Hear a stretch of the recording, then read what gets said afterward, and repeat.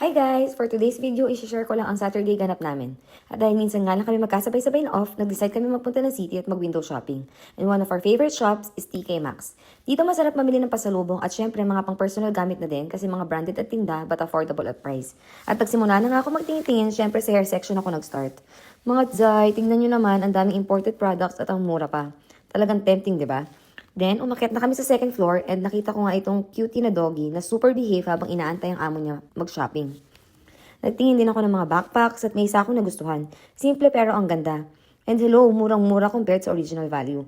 May mga maleta din, and by the way, dito ko binili yung Sonic luggage ni Tyler. Budget-friendly siya at matibay pa. Siyempre, nag-try on na rin ako. May nagustuhan nga akong new era cup for only 12.99 euros lang. Almost half off, kaya go na agad si Mima. Diretso na nga kami sa counter bago pa ako maparami ng bili. At after nga namin dito, nag-window shopping na din kami sa MediaMarkt since magkatabi lang sila. So dito naman kami nagtingin-tingin ng mga gadgets. Chinek ko nga din yung camera ng Samsung Fold habang yung mga friend ko sa likod busy naman magtingin sa Apple. Umikot na nga din kami at nagtingin-tingin din ng driving console for PS5. Sabi kasi maganda daw pag-practicean para matuto mag-drive. Pero syempre hanggang tingin lang muna kami. Tinanay ko na nga din yung pang-massage at dye sarap sa likod. Then after that, nag-lunch kami sa buffet dahil mga walang almusal kaya sulit na sulit talaga sa amin yung Andy.